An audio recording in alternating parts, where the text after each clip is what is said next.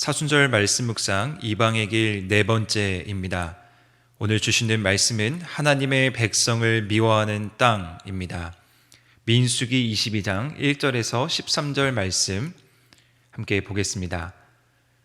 이스라엘 자손이 또 길을 떠나 모압 평지에 진을 쳤으니 요단 건너편 곧 여리고 맞은편이더라.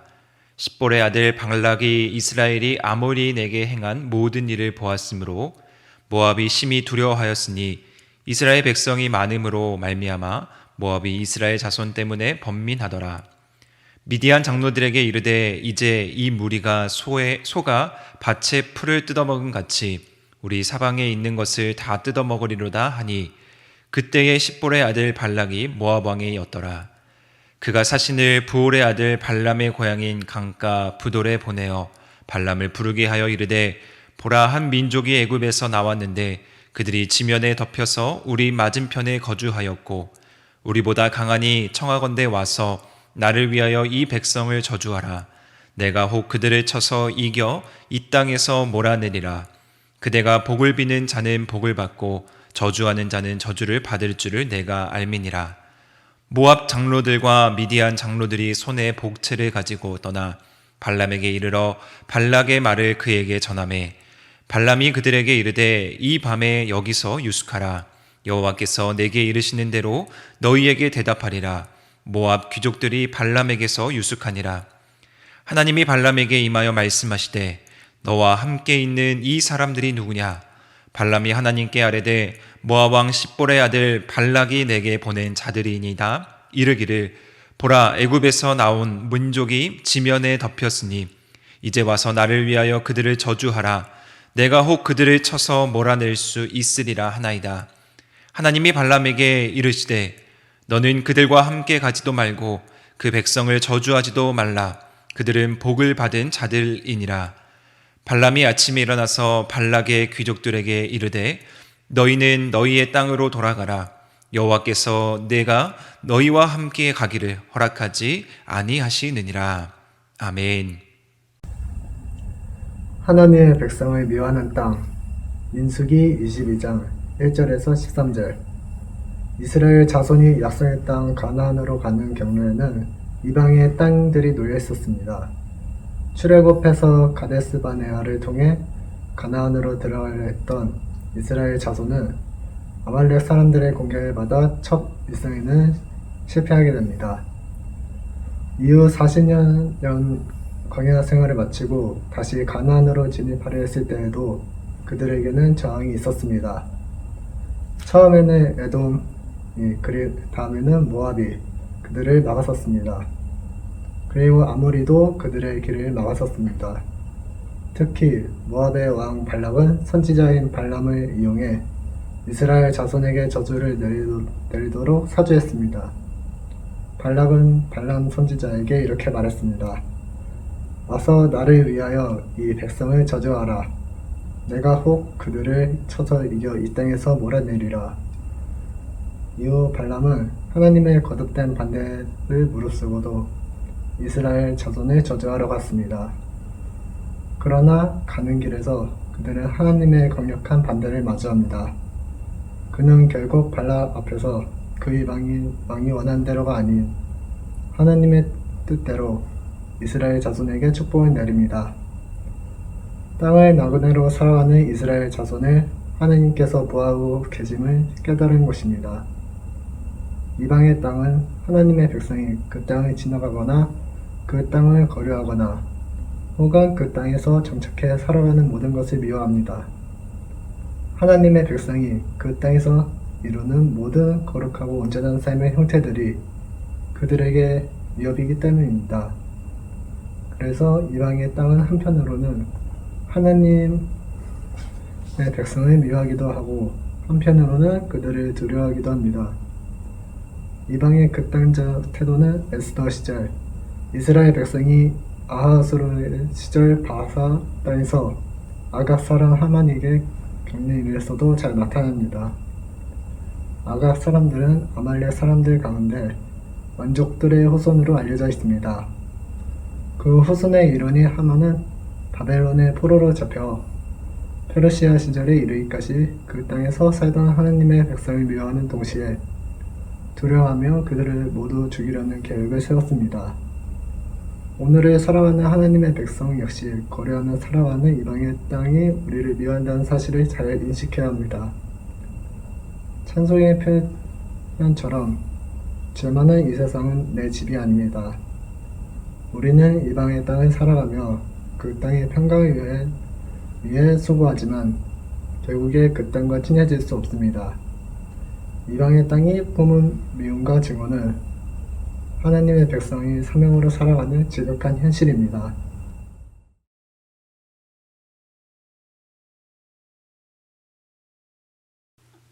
이스라엘 백성들이 모압 평지에 진을 쳤습니다. 이곳에서 모압과 전쟁을 하지 않도록 되어 있었습니다. 왜냐하면 하나님이 신명기 2장 9절에 보면 모압 족속의 땅은 건드리지도 말아라 이렇게 말씀하셨기 때문입니다. 신명기 2장 9절의 말씀을 제가 잠깐 읽어보겠습니다. 여호와께서 내게 이르시되 모압을 괴롭히지 말라. 그와 싸우지도 말라. 그 땅을 내가 내게 기업으로 주지 아니하리니 이는 내가 롯 자손에게 이르기를 기업으로 주었음이라. 이렇게 되어 있습니다. 그런데 모압 왕인 이 발락이 문제였습니다. 그는 강력한 아모리 족속 그리고 바산족을 물리친 이스라엘 백성들을 두려워했습니다. 게다가 이스라엘 자손 때문에 번민할 정도라고 했습니다. 자신들이 멸망당할까 두려운 나머지 음모를 꾸미려고 생각을 하기 시작했습니다. 그 음모라는 것이 무엇이냐면 다른 것이 없었습니다. 힘으로는 되지 않기 때문에 영적인 저주를 퍼붓는 일이었습니다. 그래서 이 발락은 당시 명성이 높았던 선지자였던 발람이라고 하는 사람을 초청해서 이스라엘을 저주하기로 작정을 했습니다. 신명기 22장 12절 말씀에 보면 하나님은 이 발람 선지자에게 어떤 일이 있어도 모압 족속들과 함께 가지도 말고 저주하지도 말라고 선언을 하셨습니다. 이스라엘 백성들은 이미 복을 받은 사람들이라고 하셨습니다. 그런데도 이 하나님의 말씀이 이 발람에게 먹히지 않았습니다. 18절의 말씀에 보면 발람이 단호하게 하나님의 뜻을 따르겠다 선언하는 말씀처럼 보입니다. 제가 읽어봅니다. 발락이 모압 왕이죠. 은금을 가득 채워준다 해도 나는 이스라엘 백성을 저주하러 가지 않겠다 이렇게 얘기하죠. 그런데 이 말은요, 발락이 나에게 은금을 가득 채워주면 좋겠다라는 역설적인 이야기입니다. 그의 이야기, 이 이야기는 그 마음을 담고 있습니다. 사실 발람은 하나님 앞에 더 이상 물을 필요가 없습니다. 왜? 하나님이 이미 선언하셨기 때문에 모압에게 가지도 말아라. 그 사람들 따라가서는 안 된다. 분명하게 말씀하셨기 때문에 하나님의 뜻을 다시 물을 이유도 없습니다. 그런데 그는 하나님의 뜻을 묻겠다라는 이야기를 재차 설명하면서 그 발락이 가져다 줄 은금을 은근히 기대했던 겁니다. 이 발람은 이 모압의 제의를 받아들이고 싶었던 겁니다. 여기서 우리는 이방의 땅, 하나님의 백성이 그 땅을 지나가는 것을 혹은 거류하는 것을 정착하는 것을 이방의 땅은 미워한다는 것을 싫어한다는 것을 알 수 있습니다. 이스라엘 백성들이 하나님의 명령대로 모압을 치지 않고 지나갈 것을 발락도 알았을 겁니다. 그러나 그들은 두려워했습니다. 번민했습니다. 그 이유는 하나님의 백성들의 온전하고 거룩한 삶이 그들에게는 위협이 되었기 때문입니다. 또 하나 발락의 이야기를 들어보십시오. 4절입니다. 미디안 장로들에게 이르되 이제 이 무리가 소가 밭에 풀을 뜯어먹음 같이 우리 사방에 있는 것들을 다 뜯어먹으리로다 하니 그때 십볼의 아들 발락이 모압 왕이었더라. 오늘 이 말씀은 모압 왕 발락이 있지도 않은 일을 가지고 두려워하고 사람들에게 공포를 조성합니다. 항상 나쁜 지도자들은요, 분위기를 험하게 조장하고 나쁘게 평가해서 사람들에게 두려움을 줍니다. 나쁜 지도자냐, 좋은 지도자냐, 평가하는 방법 간단합니다. 두려움을 주느냐, 비전을 주느냐. 발락은 나쁜 지도자입니다. 백성들에게 두려움을, 공포 분위기를 조성하는, 그래서 자신의 리더십도 공고하게 할 수 있고 또 자신이 뜻하는 바를 이룰 수 있다고 생각하는 나쁜 지도자였습니다.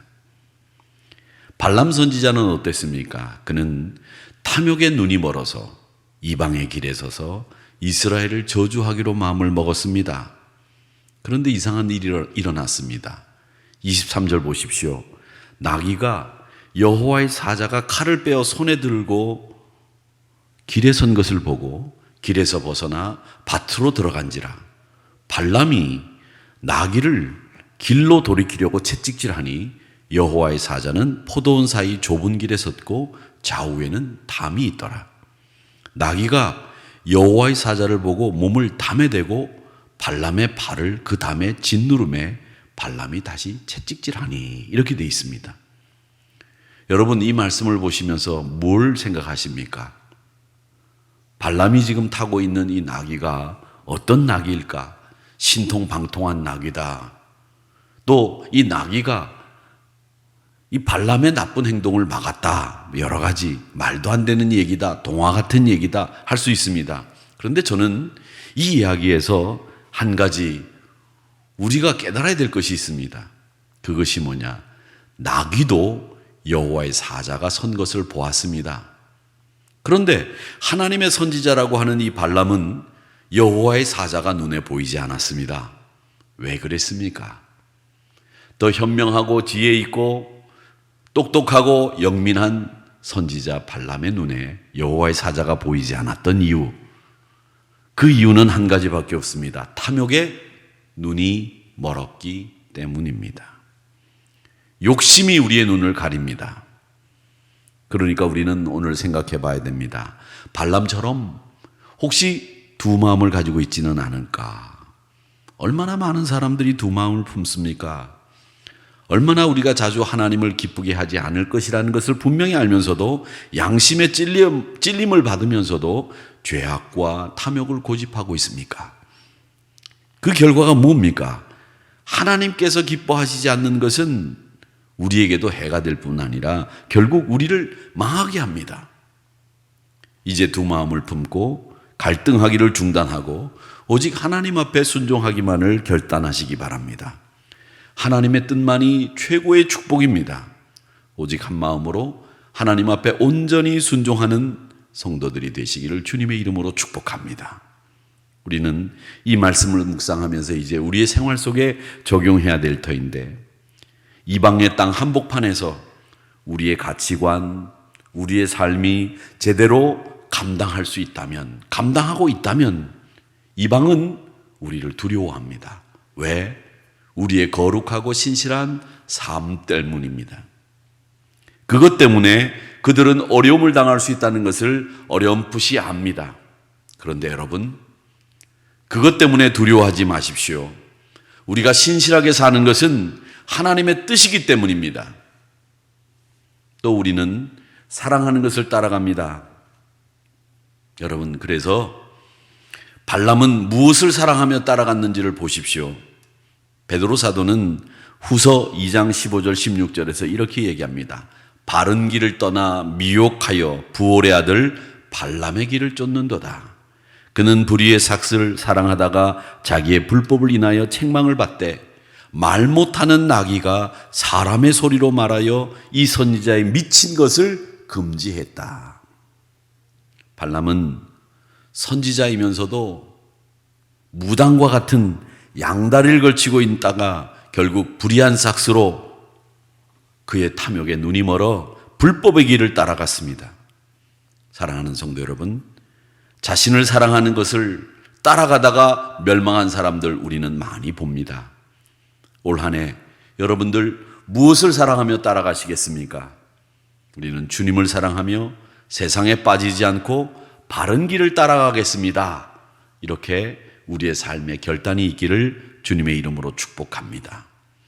이방의 땅은 우리의 하나님의 뜻, 그 하나님의 뜻대로 사는 우리를 두려워합니다. 그것이 거룩하고 신실한 삶이기 때문에 그렇습니다. 그러기에 여러분 두려워하지 마시고 여러분의 신실함과 거룩함을 유지하십시오. 그리고 여러분 우리가 무엇을 따라가야 되는지를 분명히 결정하십시오. 이것이 오늘 이 말씀이 우리에게 주는 교훈이며 또 적용입니다. 사랑하는 성도 여러분들께 하나님의 길을 따라가는, 여러분이 정말 사랑하는 주님의 길을 따라가는 오늘 하루가 되시기를 주님의 이름으로 축복합니다. 기도하겠습니다. 참 좋으신 아버지 하나님, 이제 주님의 날을 맞이하기 전 이 새벽 시간 저희들이 하나님 앞에 나와 기도합니다. 주여, 발람의 길을 따라가겠습니까? 주님의 소망의 길을 따라가겠습니까? 묻는 질문 앞에 우리는 결연히 주님의 길을 따르겠습니다. 믿음의 길에 서겠습니다. 항상 신실하고 거룩한 삶을 살겠습니다. 다짐하는 저희들이 되게 해 주시옵소서. 오늘도 하나님 앞에 신실하고 거룩하게 살기를 다짐합니다. 주님 도와주시고 어떤 어려움이 있어도 마귀의 시험 앞에서도 말씀으로 능히 이기는 우리들 모두가 되게 해 주시옵소서. 하늘의 교회를 사랑하시사 주님의 날 사랑하는 성도들과 같이 얼굴을 보며 예배 드릴 때에 하나님의 은혜가 은총이 우리 사랑하는 성도님들과 가족들 위해 함께 하실 줄 믿습니다. 기대하며 보내는 하루가 되게 하여 주시고 복된 하루가 되게 하여 주시옵소서. 예수님의 이름으로 기도하옵나이다. 아멘. 하늘에 계신 우리 아버지, 아버지의 이름을 거룩하게 하시며 아버지의 나라가 오게 하시며 아버지의 뜻이 하늘에서와 같이 땅에서도 이루어지게 하소서. 오늘 우리에게 일용할 양식을 주시고 우리가 우리에게 잘못한 사람을 용서하여 준 것 같이 우리 죄를 용서하여 주시고 우리를 시험에 빠지지 않게 하시고 악에서 구하소서. 나라와 권능과 영광이 영원히 아버지의 것입니다. 아멘. 아멘. 오늘 말씀 생각하시면서 조용히 기도하시다가 복된 하루를 맞이하시기를 주님의 이름으로 바랍니다. 감사합니다.